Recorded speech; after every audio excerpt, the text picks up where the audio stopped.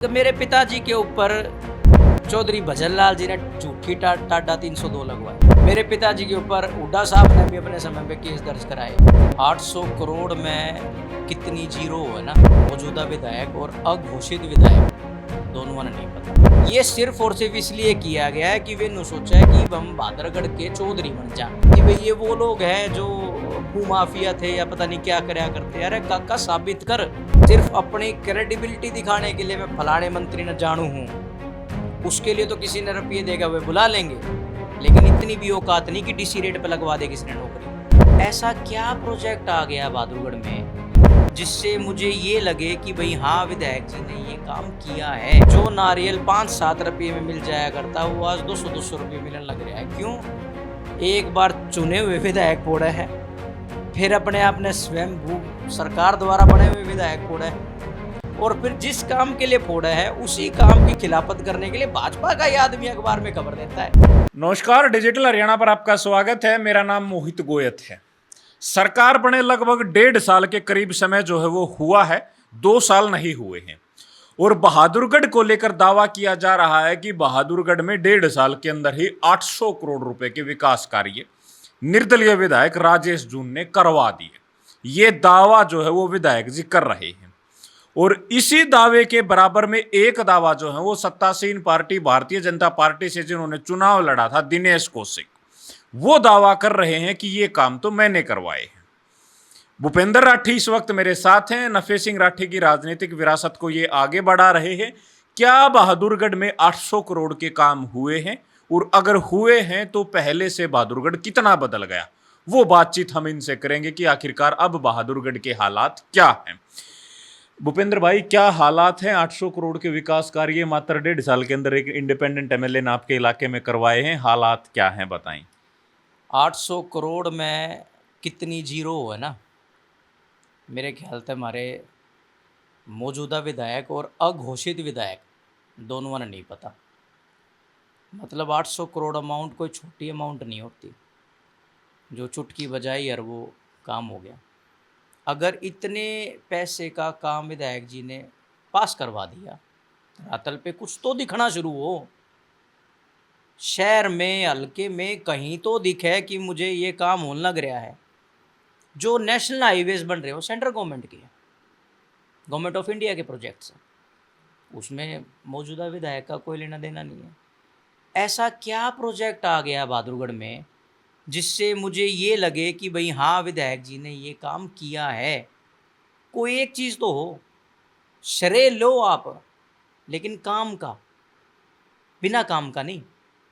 धरातल पे क्या हो रहा है? धरातल पे गुंडागर्दी हो रही है, धरातल पे नशा बिक रहा है, धरातल पे चोरी होने लग रही है, धरातल पे फैक्ट्री वाले बहादुरगढ़ को छोड़ के किसी अन्य स्टेट में फैक्ट्री लगाने लग रहे हैं, धरातल पे पीने का पानी नहीं है, धरातल पे सीवर बैन लग रहा है, धरातल पे हमारी भाण बेटी 7 बजे के बाद गलियों में निकलना मुश्किल हो रहा है।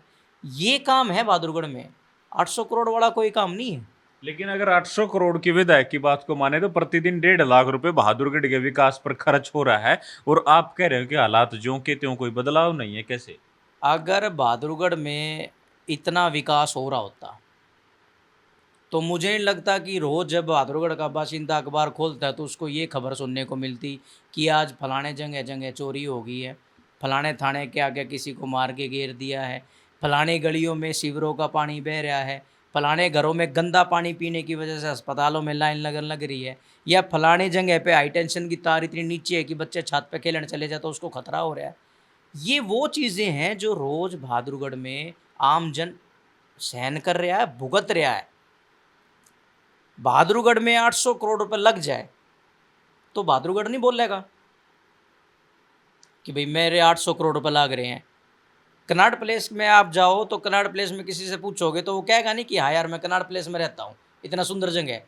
तो फिर बहादुरगढ़ का बाशिंदा क्यों नहीं कहेगा अगर 800 करोड़ रुपए लग रहे होंगे? कागजी बातें हैं, काम शुरू नहीं हुआ है, काम श्रेय लेने का काम पहले शुरू हो जाता है। हमारे यहाँ नारियल के भाव इतने हैं, जो नारियल 5-7 रुपये में मिल जाया करता वो आज 200-200 रुपये मिलने लग रहा है। क्यों? एक बार चुने हुए विधायक फोड़ा है, फिर अपने आप ने स्वयं सरकार द्वारा बने हुए विधायक फोड़ा है, और फिर जिस काम के लिए फोड़ा है उसी काम की खिलाफत करने के लिए भाजपा का ही आदमी अखबार में खबर देता है। डमरू बना रखा है लोगों का, चित भी अपनी और पट भी अपनी। लेकिन अब सरकार की ये मंशा आमजन समझ गई है। जो ट्रिपल इंजन का नारा दिया गया था, ट्रिपल इंजन ने बादरगढ़ का भट्ठा बैठा दिया। लेकिन आपके वहाँ तो क्योंकि दिल्ली की कनेक्टिविटी पहला आपका शहर है, मंत्रियों का आवागमन है, हर दूसरे दिन बुके के साथ बहादुरगढ़ में स्वागत होता है मंत्रियों का, चीफ मिनिस्टर तक के स्वागत होते हैं, और आप कह रहे हो कि वहाँ काम कुछ नहीं हो रहा। पिछले दिनों एक रिपोर्ट आई थी, उस रिपोर्ट में ये दावा था कि मुख्यमंत्री जी की गाड़ी को आखड़ी लगी तो 2 जेई सस्पेंड कर दिए। अगर बहादुरगढ़ के हालात ऐसे हैं तो वहाँ ऐसा क्यों नहीं हो रहा? फिर किसके शय पे सारी चीज़ें बच रही हैं? आपने जिक्र कराया कि कई ऐसे लोग हैं कि मंत्री आते हैं। हमारे यहाँ कई ऐसे स्वयंभू खुद को समझने वाले नेता, स्वयंभू विधायक, स्वयंभू फ्यूचर मंत्री ऐसे बहुत हैं जो अलग अलग स्टेट के अलग अलग लोगों को बुला के ये दिखाने का काम करते हैं कि हमारा वर्चस्व है। चौधरी नफे सिंह राठी जब थे, जब आसन ना होया करती इनकी, ये अब क्या ना मेंढक कूद कूद का आया करे, ये कूद कूद का आने लग रहे लोगों को ये दिखाने के लिए कि हमारा वर्चस्व है। वर्चस्व तो जब हो जब वो मंत्री आया अगर आपके पास, तो वो जिस रोड से आया उस रोड के खड्डे भर दिए गए हो, उसकी स्ट्रीट लाइट जल गई हो, पानी जो बहन लग रहा है वो साफ हो गया हो, कुछ भी नहीं है। और आपने जिक्र कराया कि सीएम ने 2 अधिकारियों को सस्पेंड कर दिया। हमारे वाला तो बाईपास आवे है, और अब तो बाईपास के भी हालात ये हो रहे हैं कि बाईपास में जाने में डर लागल लग गया। हर जगह खड्डे हो रखे हैं, टूटा पड़ा है, अंधेरा है, नशेड़ियों के अड्डे बने हुए हैं। यहाँ सिर्फ अपनी क्रेडिबिलिटी दिखाने के लिए मैं फलाने मंत्री न जानू हूँ, उसके लिए तो किसी ने रुपये देगा वे बुला लेंगे, लेकिन इतनी भी औकात नहीं कि डीसी रेट पर लगवा दे किसी ने नौकरी। क्या फ़ायदा है ऐसे रिलेशन का, और क्या फ़ायदा दिखाने का? ये सिर्फ और सिर्फ इसलिए किया गया है कि वे नू सोचा है कि हम बादरगढ़ के चौधरी बन जा, नू तो ना बनया जा, और नू कोई किसी ने अपना बनावे भी को ना। जनता अपनी मर्जी से नेता चुनती है, जनता अपनी मर्जी से नेता बनाती है। अगर धक्का करोगे तो जनता कड़ ला देगी कूण में, अपने आप समझ आ जाएगा।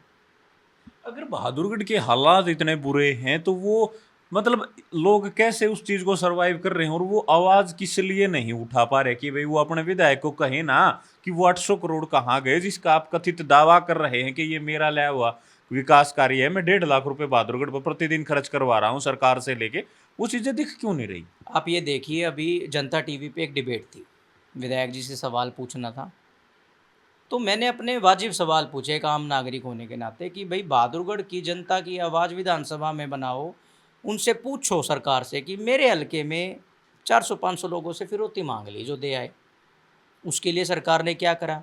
मेरे हलके में आए दिन स्नैचिंग होने लग रही है, महिलाएं सुरक्षित नहीं है, उसके लिए सरकार क्या कर रही है?